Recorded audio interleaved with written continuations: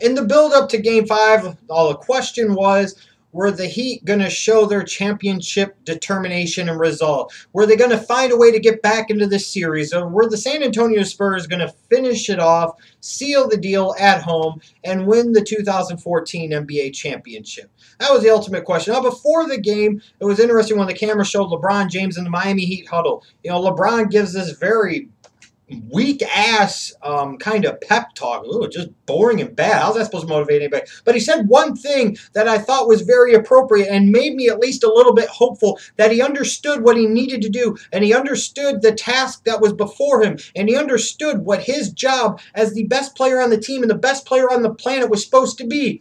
He said, "I'm going to lead. You guys need to follow me," something to that effect. And by God, in the first quarter, the Miami Heat did just that, and LeBron James did just that. They shook up their lineup. They benched Mario Chalmers. They got what they needed to get out there. They threw everything at it in the first quarter, and LeBron James threw himself into it to the first quarter. He was everywhere. He was aggressive. He was in attack mode. His team, as a result, fouled his lead and was aggressive and was in attack mode. And the Miami Heat had easily their best quarter of overall play throughout all 5 games of the 2014 NBA Finals. But of course, the problem was with all of that, with that being by far the best quarter the Heat had played at any point in time in the series, they only had a 7-point lead over the San Antonio Spurs, who had frankly played one of their worst quarters of the NBA Finals this year. So I posted on Twitter and said, you know what? The Spurs got them right where they want them. This series is over tonight. And, you know, with LeBron James saying what he said before the game, I was hoping that he was actually going to mean it, and he was actually going to stick to it, because I did a video a few days ago talking about, you know, whether or not LeBron James had quit, and whether or not the team had already quit. And I had some fears that maybe LeBron James is going to do this, and because this whole notion that LeBron James at no point in time has ever quit on a team or ever quit as a player is completely and utterly, totally ridiculous. Completely ridiculous. Look at the 2007 NBA Finals as one notable example. Look at the 2010 Eastern Conference playoffs. His last game with Cleveland in the playoffs. Look at what he did. He flat out quit. He flat out said that's enough. He mentally caved, and he didn't have the heart to try and overcome. He accepted his fate instead of trying to make his own fate and his own destiny. And I was hoping that if nothing else, that in Game 5 here, that LeBron James would go down swinging. If his Heat were going to lose, and if he was going to lose, and they were going to fail at their chance for history and getting a three-peat, that by God, he was going to take 30, 35 shots. He was going to put up 40, 45, 50 points and make them meaningful points and at least say, I did everything I could to help my team win. It just wasn't enough. But that's not what happened. After the first quarter, LeBron James disappeared. LeBron James started to accept the fate. LeBron James started to accept the reality of the situation. And as a result, he folded like a house of cards. He became passive. He lost all of his aggressiveness. He became too unselfish, which is a bad thing when you're supposed to be the best fucking player in the world. Your job as the star is to be the utility player, giving your team whatever the hell it needs on a given night. The Miami Heat did not need 10 rebounds or 5 assists from LeBron James last night. No, they did not. They needed 45, 50 damn points from him, and in particular, they needed 30 to 35 of them in the freaking first half. They needed LeBron James to shoot the ball a minimum of 15 times in the first half, if not 20 or more. Because the bottom line is that was the only real shot they had at winning Game 5 and getting any hope or any delusions or any possibilities or any thoughts or imagination into their mind that they could actually win this fucking final series. So LeBron James, after he comes out like gangbusters in the first quarter and actually followed through on what he said, I'm going to take the lead, you guys follow me. Then the next 3 quarters, he just disappears. And a lot of you are going to sit there and say, well, who could blame him? Well, who could blame him because of this? And who could blame him because of that? No bullshit! You can blame him. You can blame him because he is supposed to be the best player in the world. He is supposed to be the leader of his team. And he is supposed to lead his team. If they don't foul, they don't foul. But when he sits there and he starts off like he wants to lead and he really wants it, and then throughout the rest of the game just flat out disappears and takes zero responsibility and zero leadership role for this team the last 3 quarters of Game 5, You can blame him for that. Do not make these sorry-ass excuses about, well, look at the support he had around him. Look at the team he had around him. He might not be able to fully control that, but he can control what LeBron James does. And what LeBron James does so often is put up a lot of meaningless stats that appear great on the stat sheet that if you didn't watch the game, you're like, oh, LeBron James dominated. Similar to the bullshit that Kevin Garnett used to do in Minnesota for so many damn years. Or for the bullshit that Alex Rodriguez in baseball used to do for so many years with the Seattle Mariners and the Texas Rangers and, frankly, the New York Yankees, too. Stats don't tell the whole story. If you watched Game 5 and you don't have your head fucking stuck in the damn sand, you clearly saw a player that as the game continued to go along, became less and less interested. Don't sit there and try and credit the San Antonio Spurs defense that it was all this awesome and overpowering. LeBron James didn't even try. He didn't even put forth an effort. He didn't even attempt to try to exert the energy necessary to provide that direction, provide that leadership that his Miami Heat team so desperately needed if they had any shot in the world, any, and I emphasize again, any shot in the world of winning this game and even trying to make it a damn competitive series again. He disappeared. So a lot of you people are going to sit there and say, well, he had 31 points. He had 10 rebounds. Looked like he did all he could. Looked like he had a great game to me. You clearly didn't watch the fucking game. He had 17 points in the first quarter. At halftime, he had 20. He took like 3 shots in the second quarter. Again, I emphasize, it is not always the stats that tell the full story, and they definitely can tell a misleading story. And in the case of LeBron James, in this game in particular, and throughout this entire series as a whole, they have been incredibly misleading. The problem with LeBron James, in my opinion, and what separates him from not being in the class of, let's say, to a lesser degree, of Kobe Bryant, or in a bigger case, of Michael Jordan, is the fact that he fails to understand what his team needs from him as the leader, as the utility guy for his organization. When his team needs him to put up a triple-double, he might do that.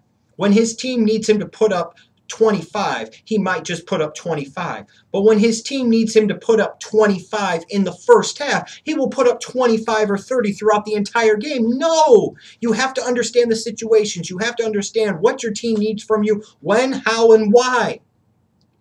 And as you went through the whole game, you saw LeBron James that was afraid to attack the basket. People are going to sit there and kiss the ass of Kawhi Leonard and this and that. No, LeBron James is supposed to be this unstoppable, monstrous force, the best player of the game. So many people calling him one of the greatest players of all time. Oh, and by the way, not to mention all the media members that have started to try and float out that narrative about comparing him to MJ. That shit needs to stop right now, because I can guarantee you, well, 2 things. 1, Michael Jordan never lost in the NBA Finals. Number 2, that if he was going to lose in the damn NBA Finals, he sure wouldn't have acted like the punk pussy bitch that LeBron James did in game number 5. He allowed himself to take himself out of the damn game. The Spurs didn't do anything to take LeBron James out of the game. He took himself out of the game. And as the game progressed into the second half, you could clearly see a disinterested, not caring LeBron that failed to demonstrate the leadership that his team needed. And as a result, you got the booty-ass play of a Dwyane Wade to follow suit. You got the booty-ass play from Chris Bosh to follow suit. You got the booty-ass play from guys like Rashard Lewis and Ray Allen to follow suit. Why? Because LeBron James did not set the tone. He did not lead. And he did what he's done before. This whole notion that because he's won championships doesn't mean he can't be a quitter. A bullshit. A champion can still quit. Like I said, I think back to boxing way back when Roberto Duran, champion, no mas, no mas. This whole notion is completely fucking ridiculous. And you could clearly see it. You saw it in the Super Bowl with Peyton Manning, one of the all-time great quarterbacks of all time. Perhaps the greatest statistical regular season quarterback of all time by a wide margin. He quit. He flat out quit. He got scared and he shriveled in his shell, when he had to realize what he was facing in that Seattle Seahawks defense. He wanted no part of it, and as a result, his team wanted no part of it. And that's exactly what happened here with the Miami Heat and LeBron James. A lot of you are going to sit there and make up all these excuses about the talent around him and the help around him and this and that. And you know what? He needed more help, and he flat out didn't get it. Chris Bosh, when the fuck did he decide to become a perimeter player? He's trash. Dwyane Wade is a shell of the former player he used to be. Ray Allen, old. You know, a guy that you can only trust in spurts and bits. Same thing with the Rashard Lewis. And then they had absolutely nothing on the bench other than that. Absolutely fucking nothing. And the Spurs on the flip side played some phenomenal basketball. Clearly the far superior team in terms of depth, in terms of three-point shooting, in terms of cohesiveness as a team, defensively, in pretty much every aspect around. But you could still look at LeBron James and you could still place a lot of the blame on him because at the end of the day, you can't sit there and be the so-called best player in the league. You can't sit there and call yourself King James, which means you're supposed to rule the roost. You were supposed to be the king of the kingdom. You can't sit there and get all the endorsement money and get all the big money from the shoe contracts and all of this and all of that. And then when shit gets to get, and it's all on the line, you sit there and kind of shrivel up and say, hey, you know, I kind of did what I wanted to do. And then you have all these people that are making excuses for him. No, the stats clearly do not tell the proper story last night. LeBron James put up 31 points and 10 rebounds, yes. Unfortunately, he had 17 of them in the first quarter. His team needed him to have at least 30 by halftime. Where was LeBron James in the second quarter? Where was LeBron James in the third quarter? Where was he in the fourth quarter? I'll tell you where he was in the fourth quarter. Halfway through the fourth quarter, he decides he wants to come out, cry his eyes out on the bench, and not even try to get back into the fucking game. At a point in time where the game was still at least somewhat in doubt, can you imagine the best player in the game, the best player on a team that has won 2 straight NBA championships? The game is less than 20 points with like 6+ minutes to go, and that player goes out and he doesn't come back in? And then, not surprisingly, a few minutes later, the rest of his teammates follow suit when they should have been at least trying. You would have thought, you would have fought until the bitter end. You want to be a champion, and champions act like champions, and sometimes, frankly, champions lose like champions. And the shit I saw in Game 5 to me clearly shows that the Miami Heat are not an all-great team like I talked about because they lost like a bunch of punk bitches. How are you going to sit there with 6+ minutes to go in a game that you have to have when you've disappeared the previous 2.5 quarters and you're just going to sit there on the bench the rest of the time and watch as your team loses? The fuck type of example does that set? No, when you get all the endorsement money, when you got people kissing your ass in ESPN and the national sports media, and when you got all these people referring to you as King James and you call yourself King James, well then you better act like the fucking king and not some damn pauper. This is absolutely ridiculous. And I can't believe all the people are going to sit there and say, oh, you can't say he quit. You can't say they didn't put the effort in. You didn't watch the fucking series clearly. You were caught up in the media propaganda bullshit. You were caught up in believing that the stats tell the full story when they clearly fucking don't. You cannot sit there and in all honesty, sit there and tell me you watched Game 5 of this NBA Finals series and tell me that you saw LeBron do anything other than wilt under the pressure as the game went along. And you cannot tell me that he did anything other than take himself out of the game and eventually decide enough was enough and he quit on his fucking team. Period. LeBron James quit. Get it through your heads. As a result, the team that he's on, the team that he's supposed to lead, the Miami Heat, they also quit too. One of the more embarrassing eliminations in a playoff series that I've seen in some time. Probably the most embarrassing, frankly, since the 2004 Los Angeles Lakers lost to the Pistons in 5 games. That's about how bad this was. That's about how embarrassing this was. It truly, truly, truly was. And once and for fucking all, any of you that have any delusions about LeBron James perhaps being the greatest player of all time, any of you in the national sports media that want to sit there and drive this agenda and drive this propaganda of comparing MJ to LeBron James, you need to stop this shit now. Because MJ would have never done that last fucking night. Oh, we talk about all the numbers and all the great statistics of LeBron James in elimination games over the past couple of years. You realize MJ never faced an elimination game in an NBA Finals series. Look it up. I promise you I'm on the money with this. Never faced an elimination game. Never went past 6 games in a series. I'm just saying. Oh, and MJ where he was 6-0 in the finals and won 6 finals MVPs. LeBron James is now 2-3 in the NBA Finals. And one common theme to me in those 3 finals losses is this shit that I'm talking about, where he puts up these things in the stat book that make him look like he's done a whole lot more than he actually has.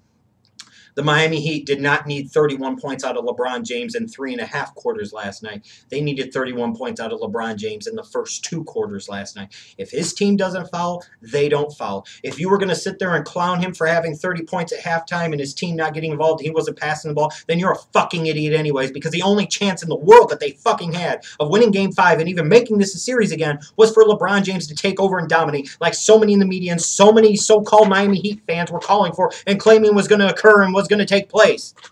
And clearly, you were proven wrong. And clearly, that didn't happen. LeBron James quit. The Miami Heat quit. What an embarrassing way for a two-time defending championship organization to go out. What a bunch of punk bitches.